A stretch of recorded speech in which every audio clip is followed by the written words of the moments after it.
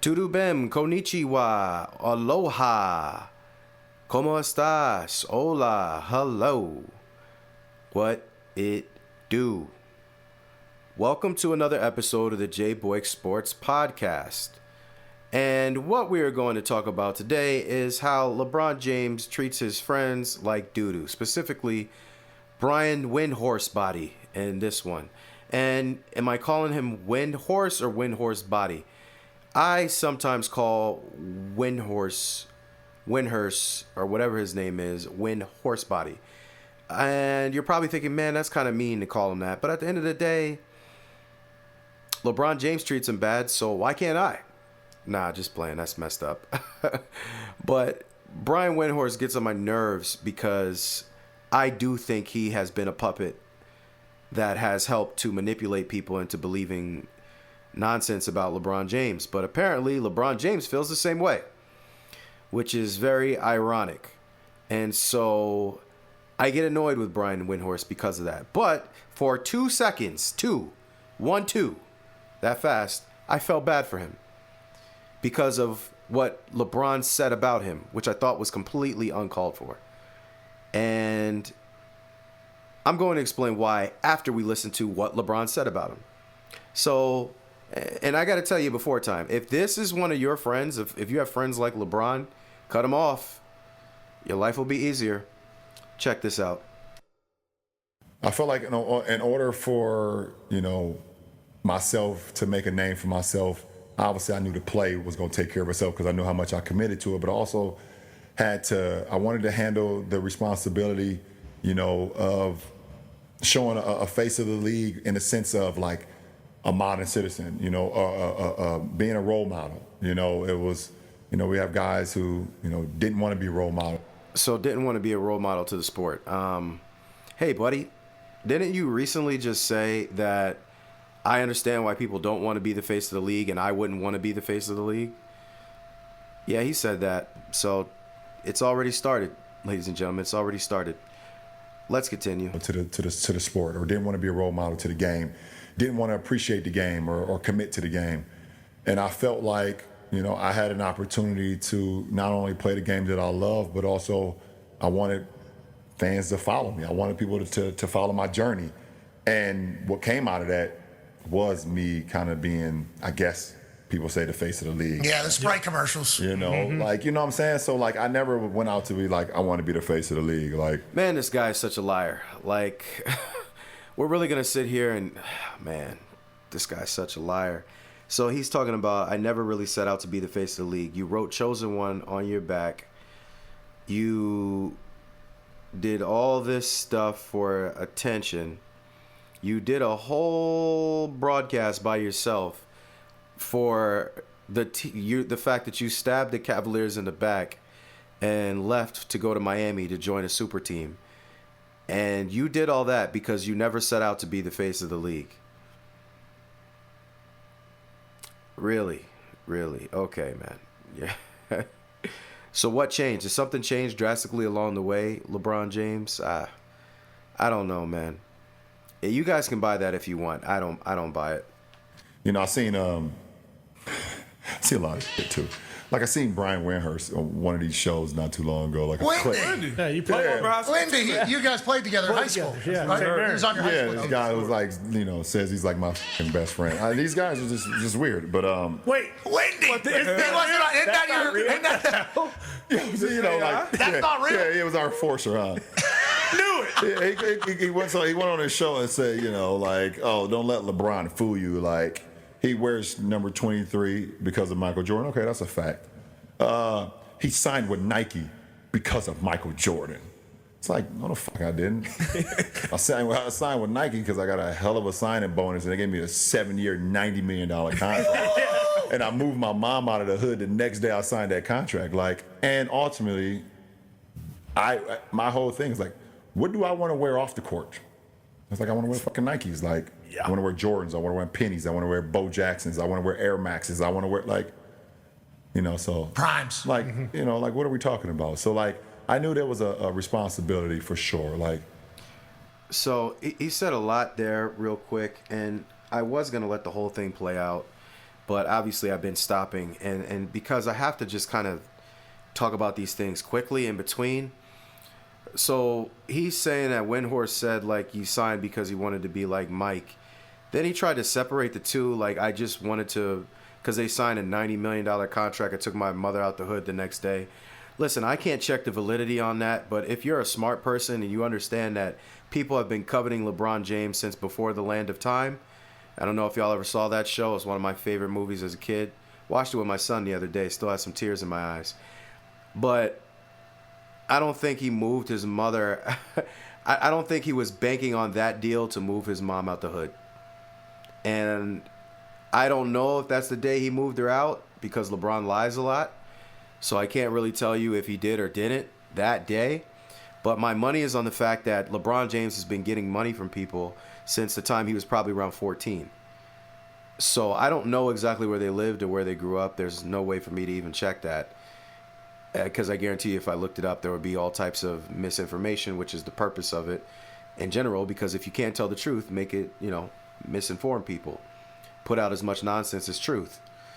So I can't verify that, but my thoughts right off the back are that no, he did not just move his mom that day. I doubt that. But even furthermore, on top of that, he's saying because I want to wear Nikes, and what do I want to wear when I'm walking around? The reason you want to wear Nikes when you're walking around is because of Michael Jordan. Now, I was not really a big-time football player, so I guess Pat McAfee mentioned primes. I guess Deion Sanders had a shoe, but were they a cleat, like a football cleat, or just like a shoe you could walk around in? Because that's what Jordans are. At the time, when I was a kid, LeBron's a few years older than me. I don't remember saying to myself, like, oh, I want to wear Nikes because of anybody else at the time other than Jordan. Maybe Charles Barkley. Maybe Scottie Pippen, because I think Scottie Pippen had a shoe as well, but with Nike. But who else? Who else were we chasing them behind with shoes? Maybe Converse were cool, but they didn't offer him the deal. I guess Shaq had Reeboks. I think Shaq had Reeboks. That's the only Reebok guy I could think of was Shaq and maybe Patrick Ewing. Maybe. Oh, Allen Iverson had Reeboks. So Allen Iverson, if you wanted to follow in Allen Iverson's footsteps, yes, I could understand that as well. But primarily, even back then, people were walking around in Jordans. So for him to sit up here and say, because I had to walk around in them, my guy, everybody walks around in Jordans. There was no Reebok equivalent. Maybe Allen Iverson shoes, because when I was growing up, Allen Iverson was still a big deal. And people were obsessed with Allen Iverson. He took over the culture. But that's about it. It was between Mike and AI. And if you were, he mentions, it was a big responsibility, then you probably were going to go with Mike. You wear number 23. You don't wear number 3. The number 3 was Allen Iverson. This guy wears number 23. Again, going back to him talking about I didn't want to be the chosen one. Bruh, you got chosen one on your back and you wear 23. Who the heck were you? Why would you do those things? So stop the cap. It's all cap. Let's continue. Listen, man, during the ball drop, during the lottery drop, Cleveland got the number 1 pick. I just don't think that was. What a coincidence! Don't you think? Wemby with the Spurs. Oh my God! Let's keep LeBron home. You know what? Patrick Ewing to the Knicks. Derrick Rose to the Bulls. But I understand the assignment, guys. I had to make sure that, I had to do my part. I didn't want to be a fuck up. I just didn't want to be a fuck up, man. Like I said earlier in the show, no one gets this opportunity, man. It's 0 to none, and I couldn't be a fuck up. So that's what came with it. So that last part I do agree with. I do think LeBron James... Look, man, I got to give Bron credit where credit is due. He's one of the best players we've ever seen. That's hands down. Regardless of the antics and all the other stuff and him constantly lying, he is one of the best players that you will ever see play basketball. He is gifted, man. The dude is already talented, but he's also extremely smart out there on the court. Extremely smart. And he knows how to utilize his skills at a high level. So, and he definitely was not a disaster out there. I won't say the actual word he used, but he did not mess up his opportunities. He definitely clearly took advantage of it. And he did live up to the hype. He lived up to the hype. Those are things that I will not deny, that I cannot take away from LeBron. But the lying and how he said, they literally, it just looked like a jock session in high school on how to make fun of the chubby Windhorse body kid. Like, it was sickening to kind of listen to it.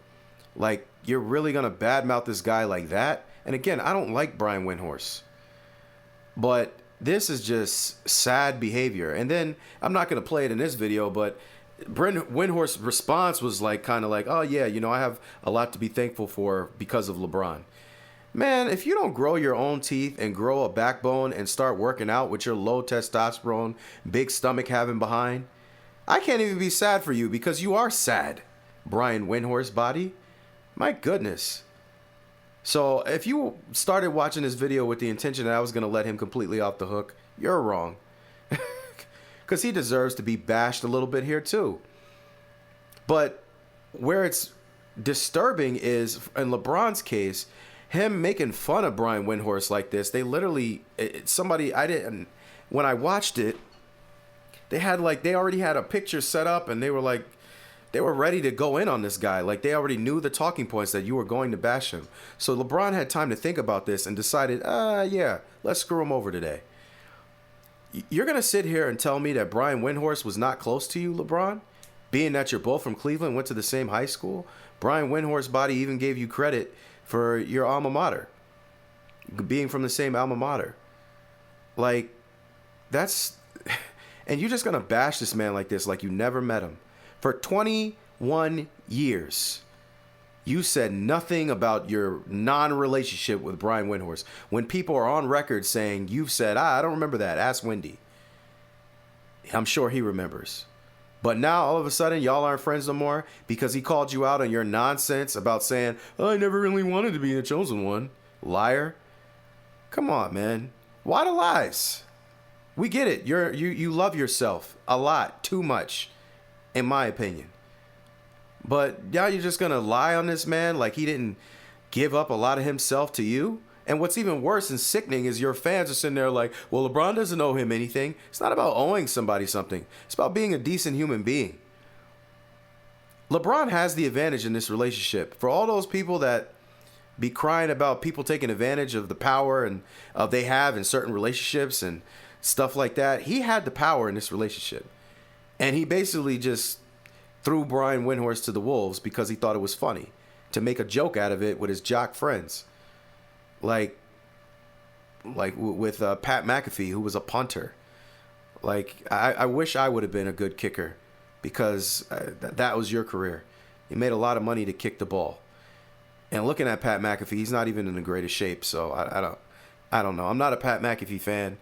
And I'm definitely not going to be a fan with the way he just went about helping LeBron execute, Brian Windhorse like that, who, again, I don't like, but I have a level of decorum and respect where I would never do that to a person, pretend to be their friend for 21 years, and then bash them publicly in front of millions for laughs, for kicks and giggles. It was pretty disgusting. You know him for 21 years, and then you turn around and act like you never knew him in year 22. You didn't say nothing for 21 years.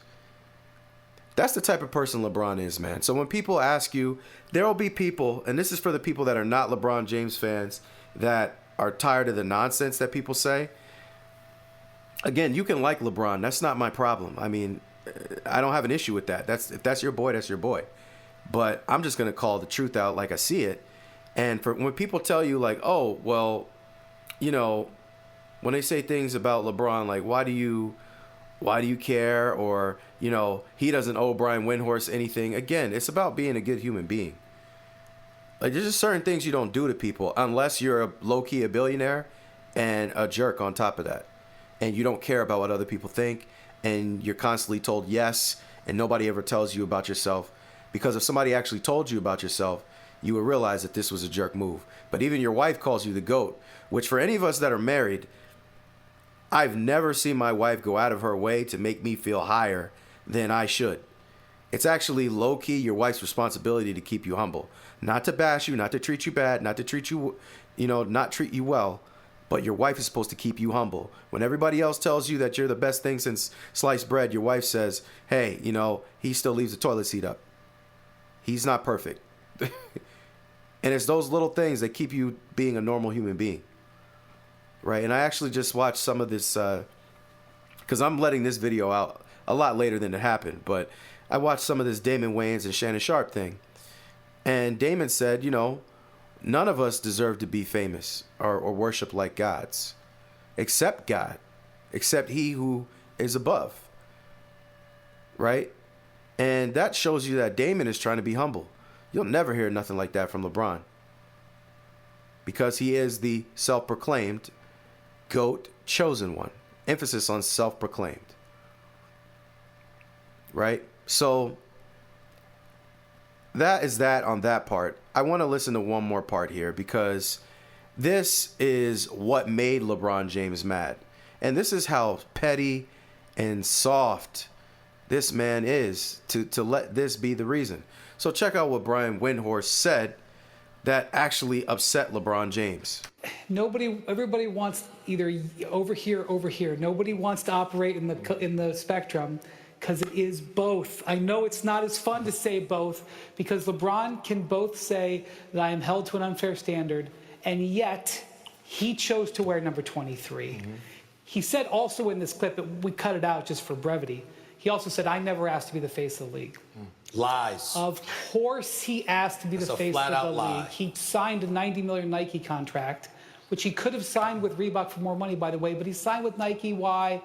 Because of Jordan. So yes, it is unfair at times to hold him to that standard, which, as you have described, is unimpeachable, but he also has invited it. So he is a billionaire because people across the world are attracted to the game. One of the reasons they're attracted to the game is because of the entertainment value that it brings beyond just before the ball going into the basket. Mm-hmm. So it would be more fun to take one side or the other and just scream at each other, face of the league, no I'm not, face of the league, no I'm not. But that's not reality. Reality is it's in the middle. That's where I go. That's why I don't get to have as much fun. But that is the truth. So that's what upset LeBron about Brian Windhorst's body, saying that he went to Nike because of Jordan and he did want to be the chosen one. So LeBron put on this whole show on Pat McAfee's show, and Pat McAfee went along with it, which tells you where Pat McAfee is as far as him not being a liar. Add him to the list of liars out there. So he's lost my respect. But and again, it's not that Windhorst has a lot of my respect either, because most of these guys, what it is that they tell some truth and then a lot of lies, right? Or they tell some truth and some lies. LeBron happens to tell a lot of lies, in my opinion. Finding the truth in a lot of things he says is hard for me. And you don't have to like what I'm saying. You don't have to like me, but you have to be honest with yourself. Do you trust and believe everything LeBron James says? I wouldn't. That's going to lead you down a dark path. And if you're trying to be friends with him, apparently, it's going to lead you to become Brian Windhorst's body, where you get embarrassed in front of millions of people because you said one thing that he didn't love. Or Rachel Nichols, where basically he unfriends you because you say some real things about him. Or Kendrick Perkins, where he blocks, whatever he did. I don't know if Kendrick blocked him or he stopped talking to Kendrick or whatever happened. Something happened with Kendrick Perkins where he had to separate himself because LeBron got mad because he said something. Or Stephen A. Smith, where you get Rich Paul and Maverick Carter to keep calling him to tell him, hey, change the narrative, change the narrative, change the narrative. So, listen, man, this guy is full of it. Brian Windhorst's body didn't say anything that bad. He said what's true. And then you go on the Pat McAfee show and try to change it up, to try and change the narrative. Why is he talking now? To try and change some of these narratives. These weren't even bad narratives, bro. Nobody's mad at you because you signed with Nike because of Jordan. We know you're a Jordan fanboy on the low. That's why you write Chosen One on your back, and then you take on the number 23. That's why you remake Space Jam, doing weirdo things like that. Why you did that, I don't know why you did those things. It was very weird. Maybe Jordan was the father figure you never had. I don't know. And people might say, oh, now you're being kind of harsh. Well, he was kind of harsh to Brian Windhorst's body. So somebody's got to keep it real on him too, right? So, I mean, like, this to me, again, I don't like Brian Windhorst, but a part of me for 2 seconds felt bad for him. But he's also a suck-up. So, and he literally just said, oh, yeah, I have everything I owe to LeBron. But funny enough, Mike Wilbon went out of his way to talk about how LeBron shouldn't have did that, and then also said Brian Windhorst is one of the hardest workers that he knows. So why denigrate yourself like that, Brian Windhorst body? Like, let me do that when I call you Windhorst body. Like, you should have some testosterone in you to take up for yourself, man, and know that you did work hard. I don't think you worked that hard, but you should believe you worked that hard. Mike Wilbon believes you worked that hard, if that matters to anybody. So this is just a scrambled egg once again. I find that anybody that's entangled, these people are all entangled in a web of nonsense. None of them can truly stand on their own 2 feet and say that I'm unblemished or what is that word? I can't think of the word, but when one person touches poison, or when you put yourself next to contaminated. Yes, they're all somewhat contaminated by each other. That's the way I would like to say it. They're all somewhat contaminated by each other. And that's just the facts. None of them is squeaky clean, but some are worse than others. But, anybody that's in bed with LeBron James, pause no Diddy, or maybe pause a lot of Diddy, right? Ain't no party like a Diddy party. Then, you're going to be contaminated. So you're going to be a little bit right, a little bit wrong. He's going to abuse you. He's going to be mainly wrong because he can get away with it. And that's just a cycle. Stephen A. Smith, same thing. Big time liar. Got into it with LeBron James, started telling some truths. They didn't like it. And, it's just a circle. It's just a circle. All the liars and the contaminated people working together until they get mad at each other. Then they start trying to call out truths and lies. And they're all lying and telling slight truths. So it's just a nasty, messy, contaminated mess. That's all it is. So this is my thoughts on this whole situation. I appreciate you for taking the time to listen. I'm very humble, and I appreciate you. Unlike LeBron, I actually do appreciate the time that you're taking. Even if you don't like the video, thank you for at least listening. I can say that. Or trying to listen to as much as you can if you really didn't like the video. Please like, share, and subscribe. Feel free to hold on when my voice stops, because there are some suggested videos that I know you will love if you're just a little bit patient, so you can click one of them. So again, thank you very much for your time. I'm very humble. Much love. That somehow you never get over leaving me.